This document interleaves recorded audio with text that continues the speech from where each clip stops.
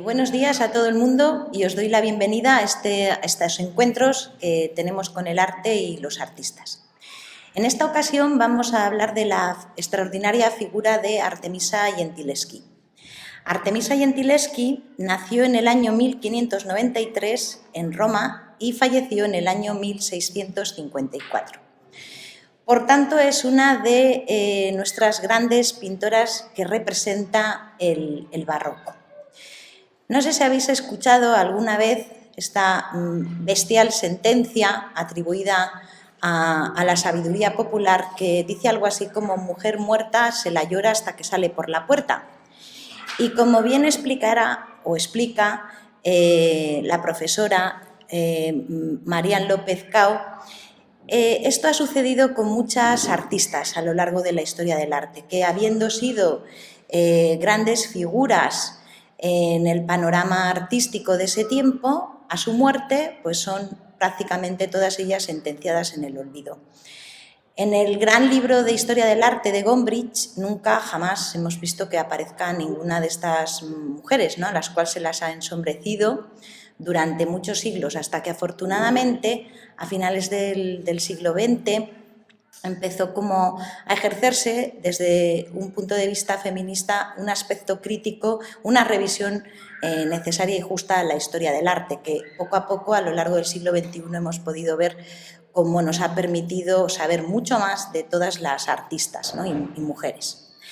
En el caso de Artemisa Gentileschi cumple muy bien con algo que hemos visto que es común en las artistas, y es como muchas de ellas, no habiéndose podido formar a través de los itinerarios habituales, que durante este tiempo podían haber sido a formar parte de alguno de los talleres como aprendices de otros pintores, es muy habitual que algunas de estas artistas a su vez hayan sido hijas de pintores. Este es el caso de Artemisa Gentileschi, que era hija de Horacio Gentileschi. Ella, como buena alumna de su padre, porque su padre es un pintor próximo a las tendencias caravallistas, tenía como relación con Caravaggio, y digamos que dentro de la tradición barroca tendríamos como la corriente clasicista asumida por los seguidores de los Carracci y la corriente que podríamos denominar tenebrista, que era a su vez pues seguida por pues muchos de los pintores que abrazaron el tenebrismo, es el claroscuro, que podríamos también considerar como la influencia de Caravaggio. Este es el caso de Horacio y, por supuesto, también durante un tiempo pues de Artemisa, ¿no?, que se forma con su padre. Su padre es el que la introduce, porque ella es la hija mayor de 4 hijos, una hija y 3 hijos. Ella empieza a formarse, como decía, en el taller de su padre. Su padre la introduce en lo que era el aprendizaje de esta disciplina, de la pintura. Ella aprenderá con su padre dibujo, aprenderá color, composición, la gran importancia que adquiere en este tiempo la utilización de los grandes contrastes, como las luces y las sombras, y también a otorgarle como brillo a los cuadros. Muy característico en la obra de Artemisa también será los valores cromáticos, que, como veremos, pues bueno, son como bastante prodigiosos, ¿no?, en muchas de sus pinturas. Como señalo, aprende ese pronunciado gusto de su padre de los círculos de Caravaggio, pero, como veremos, su aproximación a los temas, que por otro lado van a ser los temas que ella pinta pues muy frecuentes y recurrentes en el barroco, será, y notaremos cómo lo hace de una forma diferente. A los 17 años ella va a firmar su primera obra, y esto va a traerle a su padre la situación de pensar que su hija pues necesitaba un poco salir de su tutela para formarse como gran artista, pero lo cierto es que durante esta estancia de Artemisa como aprendiz pues tenía prohibido acceder al habitual, digamos, camino a través de las academias. Entonces su padre decide ponerle bajo la tutela de otro pintor, Agustino Tassi. Este pintor, Tassi, al cual su padre, porque era colaborador de Horacio, y este pintor, como digo, en el que su padre había depositado toda la confianza, pues se convierte en un personaje absolutamente crucial en su vida, y lo señalo y lo significo de una manera pues brutalmente negativa, porque Tassi violó a Artemisa, y esto, bueno, pues el hecho de haber sido violada ha sido o ha hecho que haya podido ser considerada como una artista que termina como ejerciendo una venganza a Tassi a través de su pintura. Lo cual, no sabiendo si es verdad o mentira, pues en muchos casos ha ensombrecido, ¿no?, la luz de ella como pintora, convirtiéndola casi solo como en víctima. De ese episodio hablaré un poco más adelante. Ahora, siguiendo un poco con su vida, sí que me gustaría señalar que es una mujer muy adelantada a su tiempo. Después de este episodio tan terrible, podríamos decir que su vida será un continuo viajar, ¿no?, viajar y proyectarse a través del aprendizaje de esos viajes, y bueno, y hay que asumir también como bastante arrojo y valentía, porque bueno, en este momento tampoco era demasiado frecuente que las mujeres viajaran solas y en esta posición, ¿no?, en calidad de pintora. Ella llega a Florencia en el año 1614 desde Roma, y se encontrará en Florencia hasta el año 1620. Lo cierto es que en este periodo, en el periodo florentino, ella tiene muchísimo éxito. Es más, es la única mujer que ingresa en la Academia del Arte del Diseño, una academia que había fundado Vasari en el siglo XVI, y ella, como digo, porque hubo pues artistas muy sobresalientes que formaron parte de esta academia, pero ella es la única mujer, ¿no?, que formó parte de esta academia. Mantuvo muy buenas relaciones, por tanto, con todos sus colegas artistas, y también disfrutó del favor de algunos de los mecenas más importantes, como Cosme II de Medici. También sabemos que en este tiempo Artemisa tenía como una frecuente relación epistolar con Galileo Galilei.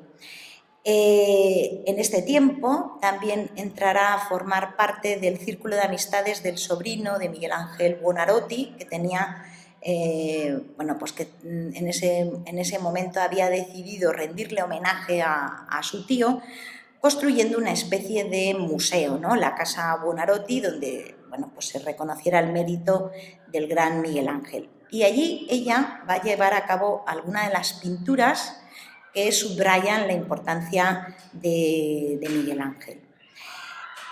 Transcurrido este tiempo del cual tiene que marcharse, porque bueno, en ese momento pues tuvo una serie de problemas derivados de la situación económica por la que atravesaba, y tuvo un poco que alejarse de sus acreedores florentinos y se trasladó nuevamente a Roma. Durante ese tiempo que se encuentra en Roma, pues se separó de su esposo. He de decir que en el momento que ella sufrió esa violación por parte del colaborador de su padre decidió casarla con otro pintor, pues con un pintor pues, bueno, de menor perfil, ¿no?, que podía tener ella, y estuvieron juntos un tiempo, tuvieron también descendientes, pero cuando se acercaron a Roma, ella se separó de su esposo. En ese tiempo su padre, recuperado del impacto que vivió su hija, pues hasta había vuelto a mantener relaciones con Agostino Tassi, su colaborador, y ella en Roma vivirá como una mujer independiente. Allí entrará también a formar parte de los círculos pictóricos romanos, disfrutará también de la amistad de Cosimo del Pocho, que era un mecenas, secretario de cardenal y también coleccionista.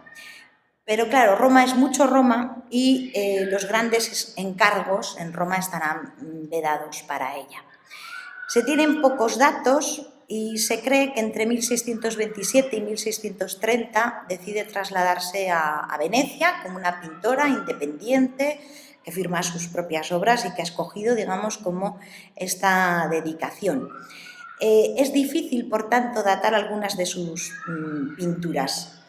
En ese breve tiempo que creemos que se encontró en Venecia, pues de alguna forma retoma el estilo de Tiziano, que se puede apreciar en cómo utiliza ella también los colores y la pincelada. El paso más decisivo y donde va a estar asentada, digamos, de una forma así como, bueno, más establecida, será el que lleve a cabo en el año 1630, en el que se traslada a Nápoles.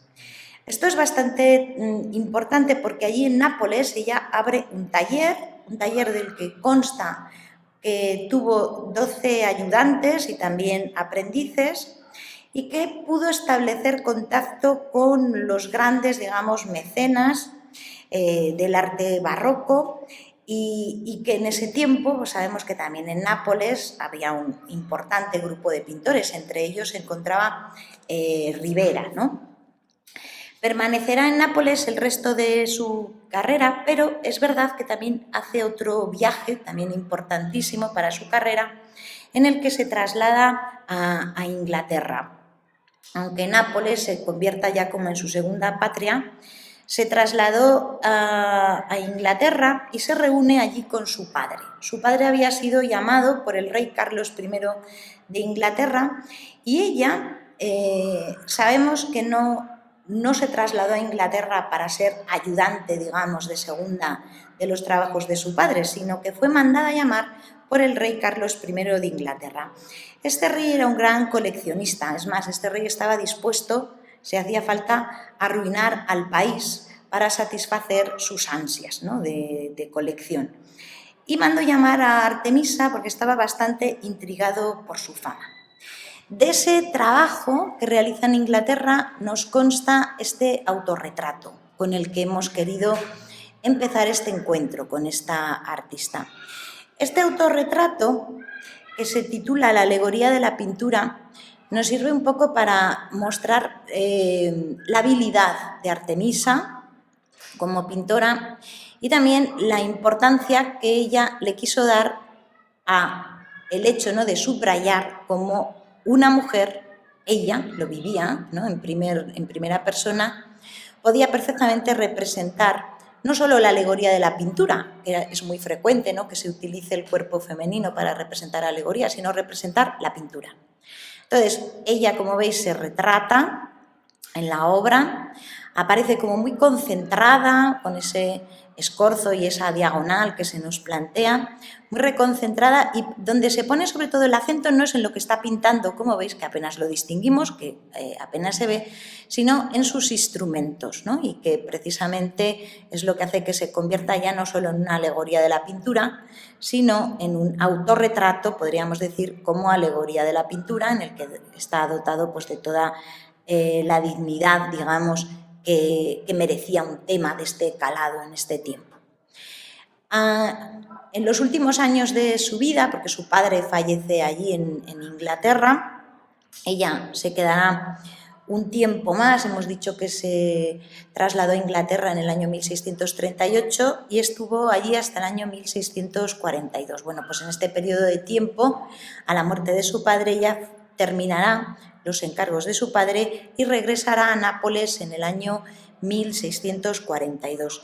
Se desconocen con seguridad muchos datos, o todos los datos necesarios, ¿no?, para saber cómo era el taller de Artemisia, y sabemos que en una de las pestes que asolaron la ciudad de Nápoles es posible que ella muriese. A su muerte, bueno, pues a su muerte conectamos con la frase con la que hemos comenzado, ¿no?, de mujer muerta se la llora hasta que sale por la puerta, porque en ese momento ya prácticamente fue olvidada. De Artemisa, con seguridad, más o menos se creen que existen 40 obras atribuidas a ella. Cuando se habla en otros inventarios de 60 es porque, bueno, hay otras obras que algunas teorías advierten que pudo haber sido pintadas por su padre, con lo cual, bueno, con seguridad de que procedan de su mano, solo podríamos decir que hay 40 obras, ¿no? ¿Cómo es el estilo de Artemisa? Bueno, pues lo que va a caracterizar a Artemisa, que hay que ligarla a la esencia del estilo barroco, de la pintura barroca italiana, es su gran, digamos, trabajo a nivel anatómico, pues sus anatomías femeninas son mujeres diferentes, potentes, fuertes, con gran personalidad, digamos, que se deriva también de cómo están logradas, ¿no?, a nivel pictórico esas anatomías. Un gran sentido del color, con colores muy exuberantes. Llama, por ejemplo, muchísimo la atención en su paleta de color la utilización del amarillo. Las grandes composiciones con una gran destreza para trasladar el movimiento, el volumen y, por supuesto, también la teatralidad, ¿no?, que podemos atribuirle a ella y a más artistas de este periodo. Como decíamos, ella tuvo gran influencia debido a cómo se formó de la escuela de Caravaggio. Caravaggio tenía relación con su familia, con su padre concretamente, con Horacio, y esta pintura, que es Cupido durmiendo, de Caravaggio, pues podemos ver cómo a nivel compositivo, fijaros en cómo la presenta Caravaggio, pues desde luego pudo influir en esta otra Venus durmiendo, ¿no?, que pinta Artemisa. ¿Cuáles son los temas por los que es más conocida Artemisa? Bueno, Artemisa pintó, digamos, todo lo habitual en este momento que procedía de los encargos o que derivaban de los encargos de los mecenas. Entonces habrá pintura de temática religiosa, también mitológica, y también podríamos subrayar sus grandes heroínas, ¿no? El tema de las heroínas en Artemisa, pues sin duda es lo que la confiere una especial, digamos, singularidad, porque la aproximación que veremos que hace ella a los temas pues es muy diferente a la aproximación que pudieron hacer otros artistas.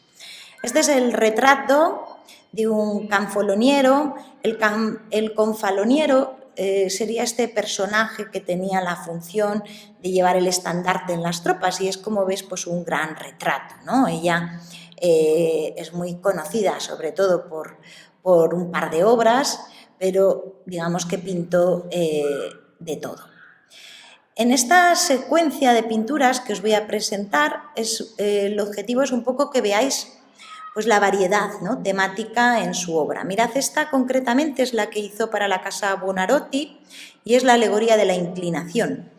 Ella pintó una mujer desnuda porque el conocimiento del cuerpo en Artemisa es bastante significativo si lo comparamos con cómo trabajaban el desnudo femenino otros pintores contemporáneos de ella, y ella la verdad es que es sobresaliente en este caso, ¿no? Podemos ver, por ejemplo, en esta obra, en María Magdalena, pues la gran preocupación de Artemisa por escoger ese ambiente, esa escena, con la potente luz en la Santa, en María Magdalena, y como también tenemos muchos detalles, ¿no?, ligados al color, al vestuario. Si os vais fijando un poco, esta es la misma lectura del tema, pero en este caso es por Caravaggio. Bueno, pues veis que las diferencias son importantes, ¿no? Casi todas sus mujeres se parecen, no teniendo todavía todos los datos, a lo mejor que sí que tenemos de otros artistas. Lo cierto es que es muy posible que sí que utilizase Artemisa pues su propia imagen para componer estas imágenes de potentes mujeres, tanto santas como heroínas, como puede ser en esta ocasión con Santa Catalina. Otra imagen de Santa Catalina, o en este caso ella como alegoría de la música o como Santa Cecilia. La utilización del azul y el amarillo es como bastante significativo cuando hablamos, digamos, de la pintura de Artemisa con valores cromáticos especiales, ¿no? Fijaros aquí en Santa Cecilia, y ya os creo que sí que habéis podido ir viendo cómo prácticamente en todos los rostros pues tenemos el mismo reflejo, ¿no? Y es posible que fueran sus autorretratos. Aquí tenemos Minerva, y sí que quiero dedicarle especial atención a esta pintura. Esta pintura se titula Susana y los viejos. Es la primera pintura que hace Artemisa Gentileschi. Es un tema bastante frecuente. Esta obra la pinta en el año 1610. Esta temática, como digo, ha sido abordada, como veremos, por muchos artistas. ¿Cuál es el tema? Bueno, pues es un tema es un recurso fácil de utilizar para ensalzar primero la castidad femenina. Se nos cuenta la historia de Susana, de la casta Susana, que aparece en el libro de Daniel. Susana, casada con Joaquín, es lo que aparece refrendado en el libro, ¿no?, en las fuentes, es como fue asediada por dos ancianos jueces que, digamos, que le dicen o le vienen a proponer algo así, que o se entrega a ellos o la van a acusar de adulterio. Lo singular de la historia, lo que siempre marcaba un poco el punto de partida para representar a esta mujer como heroína, es como ella prefiere ser acusada de adulterio, que sabemos que eso le va a conducir luego a la muerte, a ceder, digamos, a las proposiciones de estos dos individuos.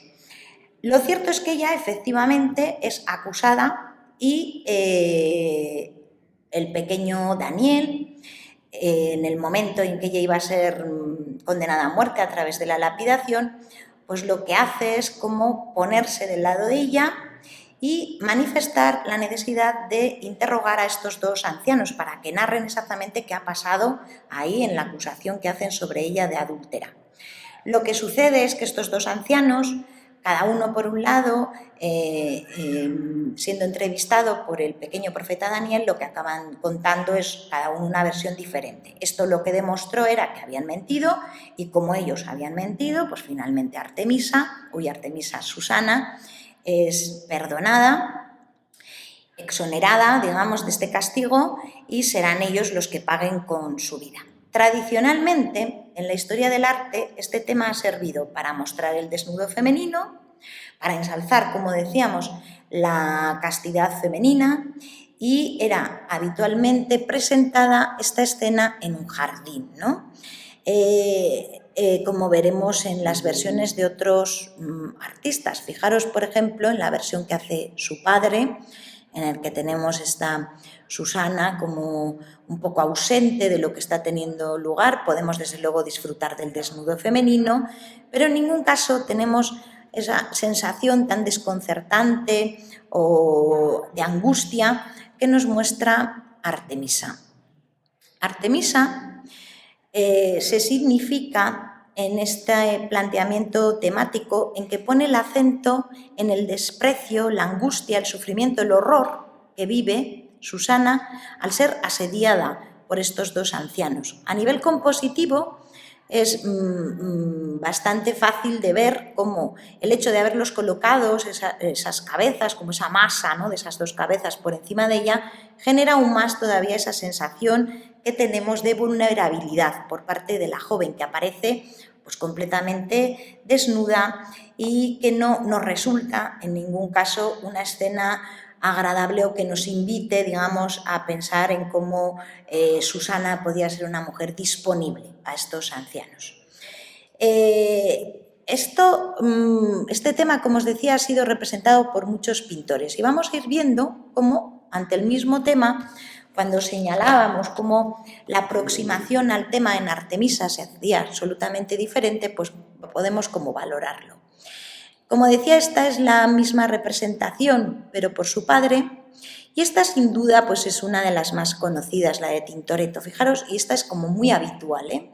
Se mostraría a Susana en un jardín, como veis, un anciano, otro anciano, mirando un poco como tímidamente lo que aquí está teniendo lugar. Y lo que aquí está teniendo lugar pues no nos manda como espectadores la imagen de que ella está siendo asediada, más bien de que ella está siendo espiada mientras disfruta de ese baño. Lo cierto es que todos los enseres que aparecen en la pintura dan pie a que pensemos en la vanidad de la joven. Fijaros el peinado con el que ella aparece representada. Y luego sí que quiero que os fijéis en cómo la anatomía femenina pues no tiene nada que ver la visión que hace Artemisa de ello con la visión mucho más, digamos, rigurosa y muchísimo más adecuada y acertada, ¿no?, la proporción femenina de Susana en la obra de Artemisa que la que podemos ver que tiene Tintoretto. Tampoco tenemos esa sensación complaciente con el ojo cuando vemos la obra de Artemisa, así cuando la vemos de Tintoretto. Esta es la Artemisa de Rembrandt Y aquí, por ejemplo, ni siquiera vemos a los viejos, ya os digo que están por aquí detrás, escondidos. Lo que aparece es una Artemisa, una Susana, conectando con el espectador, mirando al espectador que a su vez puede como disfrutar de este púdico, desnudo y momento íntimo de Susana en el baño.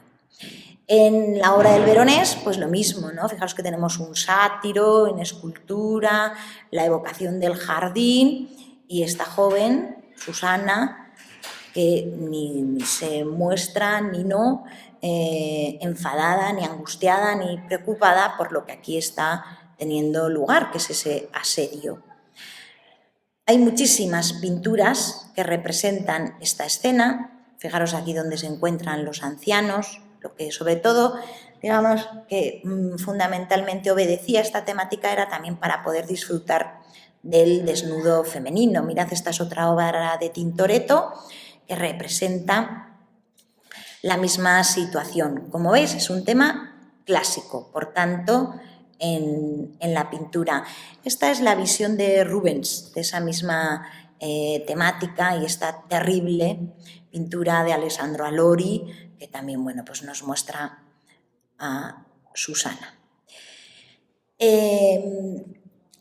La obra de Artemisa empezó, digamos, el conocimiento que se tenía por parte de los mecenas o de los patronos, ¿no?, de los artistas en esta época, empezó a ser bastante importante y también empezó a ser bastante frecuente que se les realizaran a ellas encargos como de estas grandes heroínas. Este es el caso de esta otra pintura en donde veis tenemos un planteamiento, digamos, compositivo en donde es rotunda, ¿no?, como significa la anatomía y la fortaleza de estas mujeres y también en el carácter que podemos ver que les imprime al propio rostro.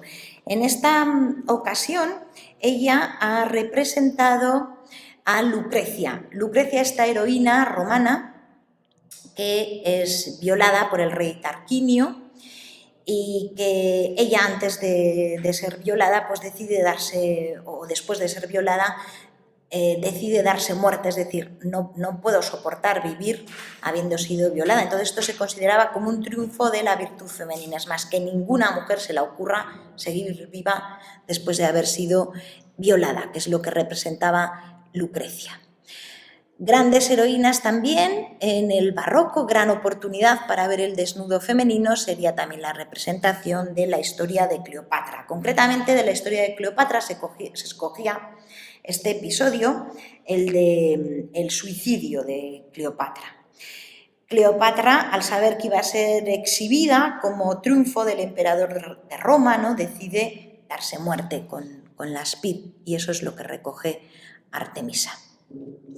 Sin duda alguna, una de las obras pues, más conocidas por todo, digamos, por toda la historiografía del arte sería la obra de Judith y Holofernes. De esta temática hay 6 versiones que pintó Artemisa. Igual que nos sucede con la historia de Susana y los viejos, la temática de Judith y Holofernes es muy recurrente, tanto en el Renacimiento como en el Barroco, como lo será después por parte de los pintores, digamos, como simbolistas.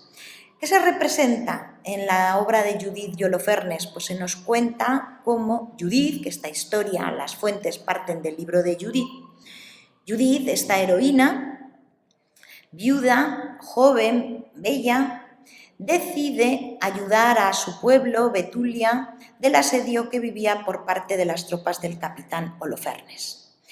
Ella se acerca al campamento de Holofernes por la noche, utiliza como sus estrategias, que en ese momento pues, se entendían como las estrategias femeninas de una joven guapa, y le invita a que pasen juntos un rato por la noche. Él bebe muchísimo, que será el objetivo de Judith, y en el momento en que él pierde el conocimiento, pues Judith decide cortar la cabeza al capitán Holofernes, ayudada por su criada.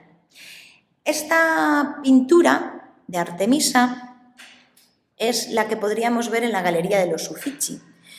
Hay como 6 versiones en la que escoge pues, distintos momentos de este relato, de esta narración, pero dos que se pueden parecer mucho sería esta de la Galería de los Uffizi y la que podríamos ver también en Nápoles, en el Museo de Capodimonte. Bueno, voy a enseñaros, esta es la que os decía, la otra versión, ¿no? La primera es esta, que podíamos ver en los Uffizi, como os digo, y esta sería la del Museo Capodimonte. Bueno,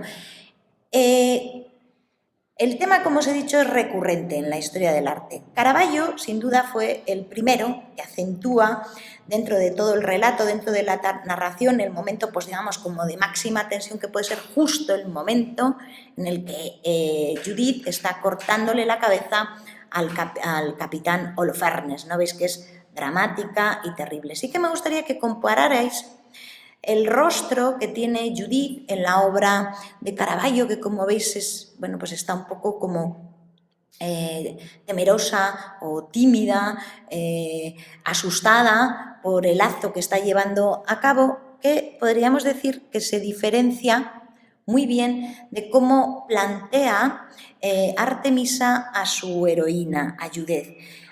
Veis que hay una energía feroz, ¿no? en el momento, digamos, en el que está llevando a cabo el asesinato de Holofernes. Es una violencia que se sostiene en toda la escena porque se echan como encima, digamos, del capitán Holofernes, donde podemos ver pues, que la sangre estaría impregnando pues, de ese color rojo pues, toda la sábana, ¿no? La escena, en algunos momentos de la historia del arte, se ha considerado que fue justo, digamos, como realizada como venganza por parte de Artemisa a la violación que sufrió por parte de Agustino Tassi. Es cierto que la historia del arte, sobre todo, ha nombrado esta obra para hablar de esa venganza que Artemisa lleva en la pintura. No tenemos ningún documento que acredite que Artemisa pintó en los rastros de Holofernes a Tassi y que la propia Judith fuera el rostro de Artemisa. Lo que sí que sabemos es que Artemisa utilizó su rostro en muchas ocasiones, ¿no? O sus rasgos. Lo que sí que conocemos en este proceso, porque sí que se encontraron los documentos que acreditan que hubo un juicio que llevó Horacio, ¿no? Porque bueno, pues denunció a Tassi de lo que había hecho con su hija, y sí que sabemos pues, que ella tuvo que narrar lo que vivió, que Tassi habló en contra de ella, que hablaba de que era una mujer que tenía relaciones con muchos otros hombres para desvirtuar su testimonio. Y finalizado ese tremendo proceso, el que ella tuvo que narrar lo que le ocurrió, sabemos que ella fue torturada, se le torturó las manos para que en una pintora, pues, o en un pintor, pues imaginéis que esto es terrible, ¿no? Bueno, el hecho es que transcurrido este episodio en el que ella se va a Florencia, es cuando lleva a cabo esta pintura, ¿no? Justo, digamos, como a continuación de su vivencia, de su terrible vivencia. Pero no sería justo que únicamente valorásemos esta pintura en tanto en cuanto es un acto de venganza, que sí que os digo que es algo a lo que la crítica le ha atribuido en muchas ocasiones. Yo os invito a que os deis una vuelta por las páginas web que hablan sobre Artemisa, y en muchas, sobre todo, eso es en lo que se pone el acento. Sobre todo, sus mujeres, sus heroínas, pues eran muy vigorosas, eran muy enérgicas, muy decididas, y esta transferencia, pues quizás sí que pueda ser parte de su propia personalidad. No olvidéis que ella se enfrentó en una época a hechos y a decisiones, ¿no? Como dedicarse a la pintura, viajar, separarse, irse a Inglaterra, pues que eran altamente raras, ¿no? en el resto de mujeres.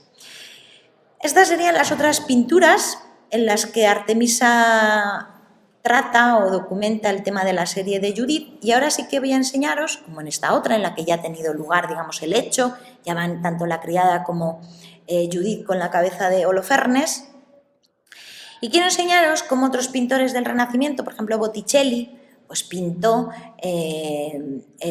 la obra de Judith, ¿no? La temática de Judith y Holofernes. Es muy habitual que, por ejemplo, en el Renacimiento nos encontremos ya con la parte del relato en que ya ha tenido lugar, digamos, como el asesinato de Holofernes, ¿no? El barroco y Caravaggio se centró en el punto de máximo dramatismo de la acción, que es algo que también hará Artemisa. Mirad Cristofano Alori, que también representa este tema. Goya también pintó Judith y Holofernes.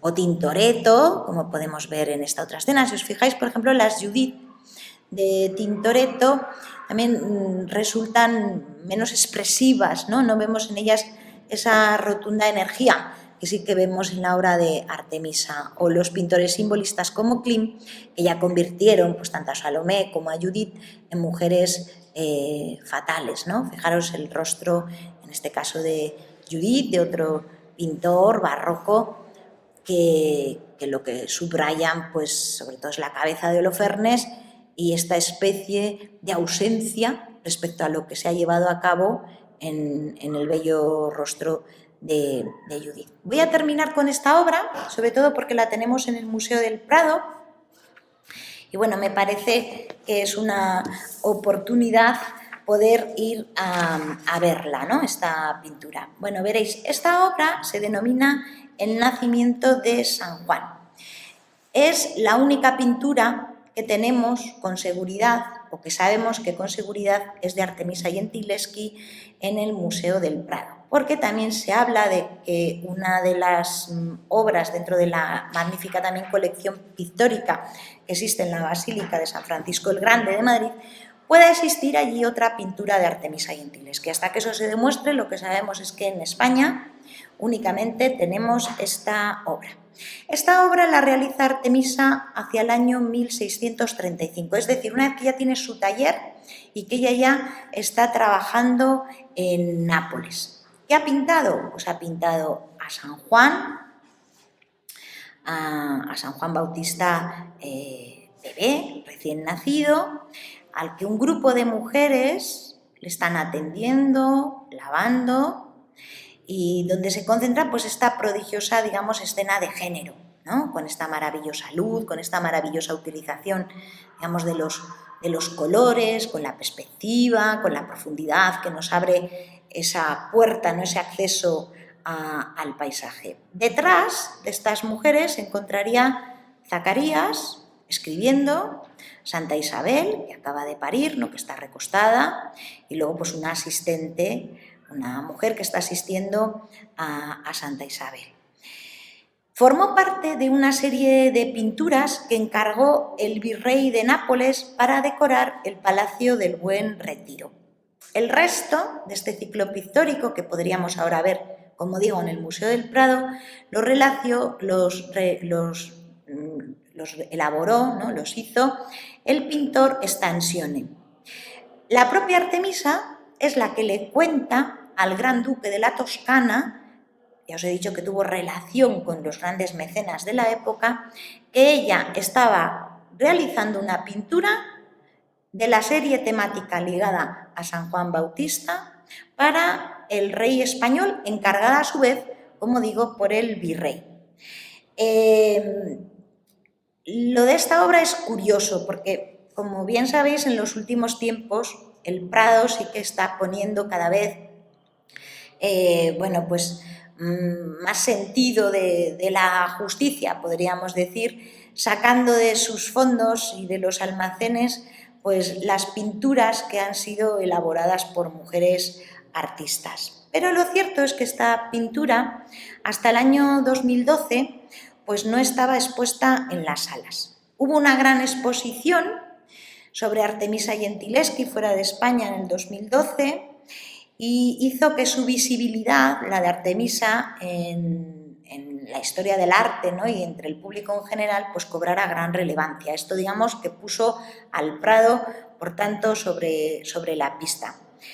La pintura se exponía así como por etapas, en algunas ocasiones y por meses, pues en varias, digamos, como ocasiones, ¿no? Es verdad que ha estado expuesta, hasta que ahora ya sí que está en la colección permanente, en pocas ocasiones, y que en más ocasiones salió de los fondos del Prado para acompañar a otras exposiciones que se dedicaban a Artemisa. Pensad que si sabemos que con credibilidad, digamos, histórica, hay muy pocas obras que podamos asignar así con certeza a Artemisa, pues el Prado tiene una de ellas que sí, a las cuales se la puede, digamos, adjudicar sin ningún problema a Artemisa. Entonces, esto hizo que haya sido como prestada en más ocasiones de lo que se ha mostrado en el Museo del Prado, algo que afortunadamente han resuelto, ¿no? Ya desde el 2018 nos vamos a encontrar cuando vayamos al Museo del Prado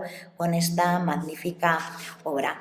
No olvidéis que esta obra, Roberto Longhi, porque Roberto Longhi, que es uno de los grandes historiadores del arte italiano, a él y a Anna Banti es a los que les debemos, que fueron como los primeros en sacar de esa invisibilidad, ¿no? Sacar de ese manto de olvido a pintoras como Artemisa Gentileschi. Y el propio Roberto Longhi describe esta pintura como una de las mejores escenas del natural de toda la pintura italiana, ni más ni menos. Bueno, con esta pintura os dejo, con el nacimiento de San Juan, de Artemisa Gentileschi del Prado, y espero que os haya gustado, que os haya generado curiosidad y os animo a que investiguéis más sobre esta interesante artista y sus coetáneas, que afortunadamente ya sabemos que también las tuvo. Muchas gracias y hasta la próxima.